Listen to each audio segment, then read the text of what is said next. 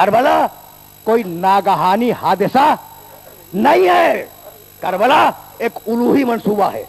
اور اگر یہ سمجھ گئے نا تو اس پیغام کو نئی نسل تک منتقل کر دینا. کس نے نہیں لکھا اس بات کو کہ جب آدم علیہ السلام زمین پہ اتارے گئے اور جبریل علیہ السلام آئے کہ آدم اگر چاہتے ہو کہ تمہاری دعا قبول ہو جائے تو میں جملے پڑھ رہا ہوں انہیں دہراتے جاؤ.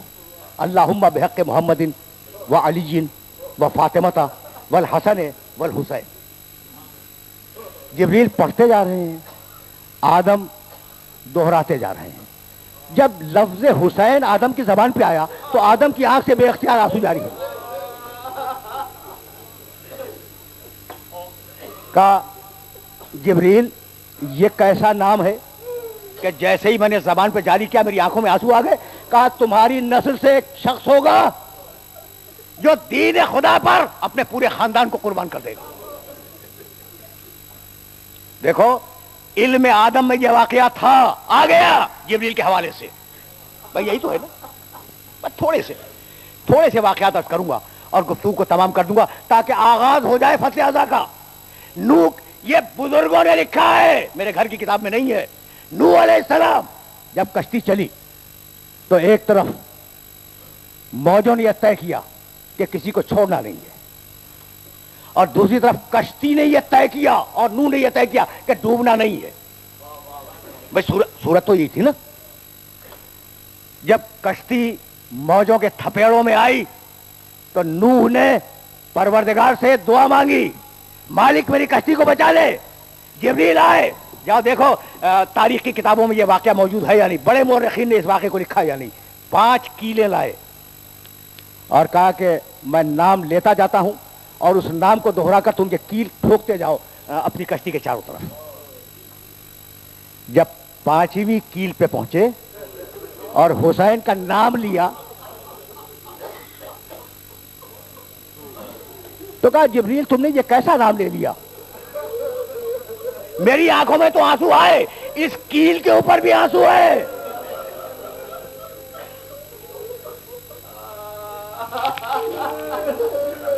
ہے نا عجیب و غریب مسئلہ ہے. دیکھو انبیاء کے علم میں یہ واقعہ آتا جا رہا ہے. یہی تو میرا مشن ہے آج کی حد تک کہ تمہیں بتلاؤں کہ کربلا اتفاقی حادثہ نہیں ہے، کوئی سانحہ نہیں ہے جو اچانک ہو گیا ہو، ایک الوہی منصوبہ ہے.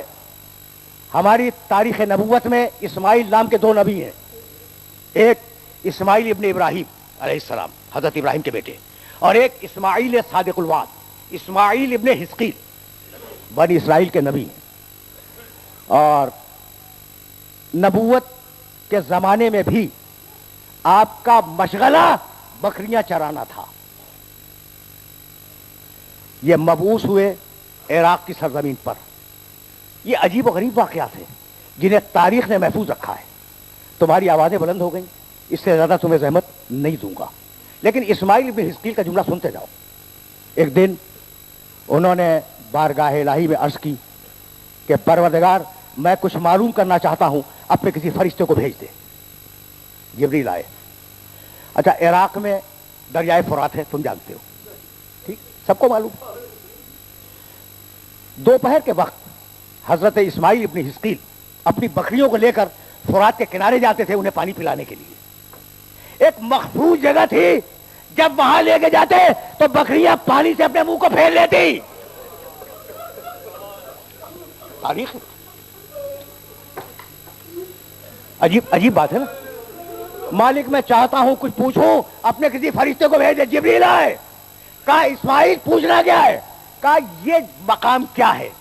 کہیں بھی لے جاؤں، کسی بھی گھاٹ پہ لے جاؤں، میری بکریاں پانی پی لیتی ہیں، لیکن یہ وہ جگہ ہے کہ جب میں بکریوں کو کھینچ کے لاتا ہوں تو منہ پھیر لیتی ہے.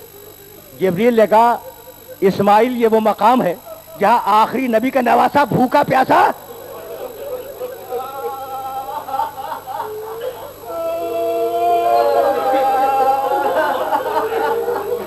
بس. تم نے دیکھا یہ اتفاقی واقعہ نہیں ہے، کربلا ہے نا ایک الوہی منصوبہ.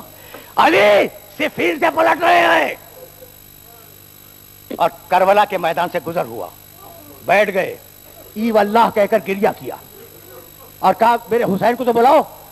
حسین شریف سے جنگ صفین میں بہت بڑا لشکر لے کے گئے تھے علی. جب حسین قریب آئے تو 3 مرتبہ کہا صبرن یا ابا عبداللہ، میرے بیٹے صبر کرنا، یہی وہ مقام ہے.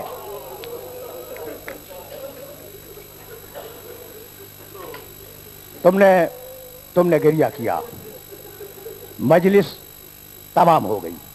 اب اس سے زیادہ آج کی حد تک زحمت نہیں دوں گا، لیکن میں نے آدم کا تذکرہ کیا، نوح کا تذکرہ کیا، اسماعیل ابن حسقیل کا تذکرہ کیا، علی ابن ابی طالب کا تذکرہ کیا. ٹھیک ہے نا؟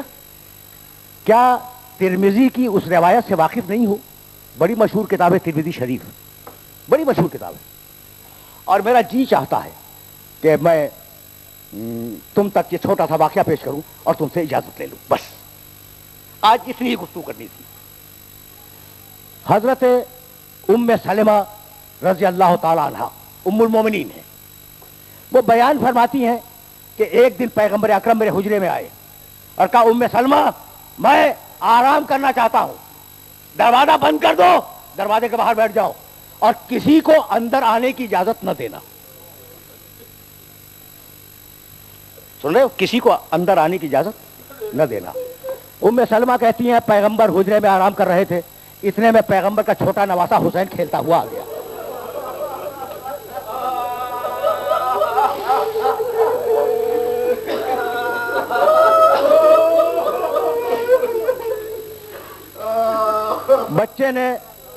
بچے نے اندر جانا چاہا. ام سلمہ نے کہا کہ بیٹے مت جاؤ، پیغمبر نے منع کیا ہے کہ کوئی اندر داخل نہ ہو. بچے نے سر بلند کیا اور کہا کہ نانی کیا ہمیں بھی منع کیا؟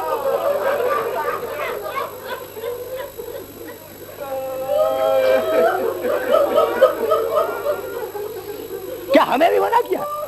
کہا ہاں بیٹے سب کو منع کیا ہے، سب کو، کہ کوئی اندر نہ آئے.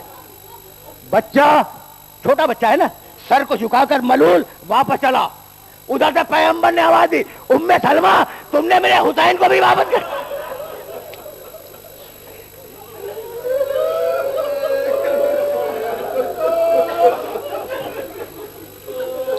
ام سلمہ تم نے میرے حسین کو بھی واپس کر دیا، دوڑو میرے حسین کو واپس لاؤ. ام سلمہ دوڑی کہا چلو تمہارے نانا بلا رہے ہیں. بچے نے کہا کہ نہیں نانی، نانا نے تو منع کیا تھا نا. کہا بیٹے مجھے معاف کر دو، مجھے نہیں معلوم تھا کہ تم اور وہ لوگ اور.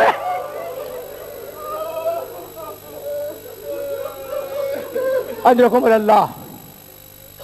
ام سلمہ نے حسین کو گود میں اٹھایا، لائی رسول کے حجرے میں، رسول کے سینے پہ لٹا دیا اور خود دروازہ بند کر کے باہر بیٹھ گئی. کچھ دیر کے بعد، آخری جملے، کچھ دیر کے بعد ام سلمہ کہتی ہے کہ میں نے رسول کو چیخ چیخ کے روتے سنا.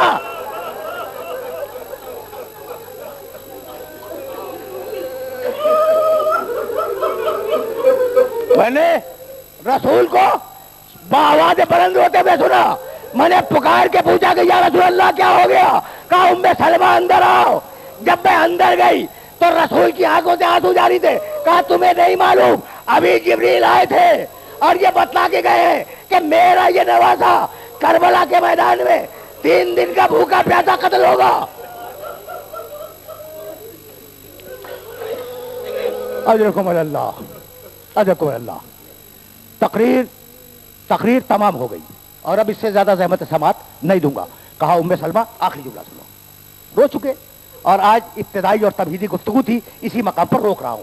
ام سلمہ جبریل نے اس زمین کی مٹی مجھے دی ہے، اس زمین کی مٹی.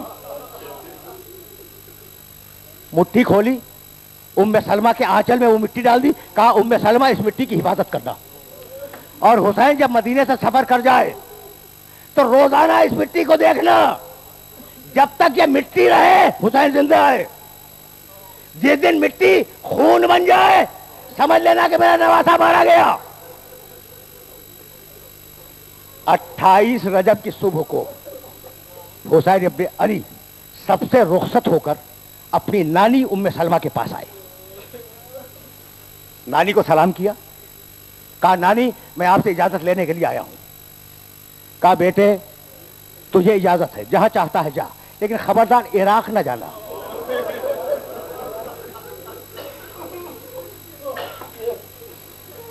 خبردار عراق نہ جانا، اس لیے کہ تیرے نانا بتلا گئے ہیں کہ تیری شہادت سرزمین عراق پہ ہے۔ کہا نانی ان دونوں انگلیوں کے درمیان دیکھیے۔ حضرت ام سلمہ نے دونوں حسین کی دونوں انگلیوں کے درمیان دیکھا، وہ واقعات دیکھے۔ پھر حسین نے ہاتھ بڑھا کر ایک مٹھی خاک اٹھائی اور کہا میرے نانا کی مٹی کے ساتھ اسے رکھ لیجئے۔ بس میرے دوستوں، میرے عزیزوں، 28 رجب کو حسین چلے ہیں اور 29 رجب سے روزانہ ام سلمہ نے وہ مٹی دیکھنی شروع کی۔ شعبان گزرا، رمضان گزرا، شوال گزرا، ذیقعد گزرا، ذی الحجہ کا مہینہ گزرا، پہلی محرم گزری، روزانہ دیکھتی تھی۔ عاشور کے دن عصر کے بعد ام سلمہ سو رہی تھی کہ خواب میں رسول اللہ آئے، سر پہ مٹی تھی، آستینیں چلی ہوئی تھی۔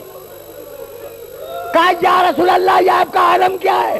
کہا تمہیں نہیں معلوم میرا بیٹا ذبح کر دیا گیا۔ اب جو ام سلمہ نے آنکھ کھولی، سیجی میں نگاہ کی، خون تازہ جوش مار رہا تھا۔ کہا اے بنی ہاشم کی عورتوں کہاں بیٹھی ہو؟ رسول کا نواسا مارا گیا، فاطمہ کا بیٹا۔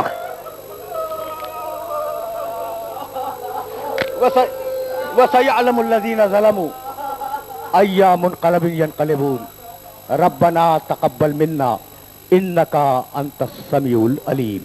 پروردگارہ اس عبادت کو قبول فرما، پروردگارہ ہمیں کامل الایمان فرما، ہمیں اسوہ محمد و آل محمد پر چلنے کی توفیق کا عمل فرما۔ پروردگارہ ملک کو مستحکم فرما، ملت اسلامیہ کو متحد فرما، تعجیل فرما ضرور۔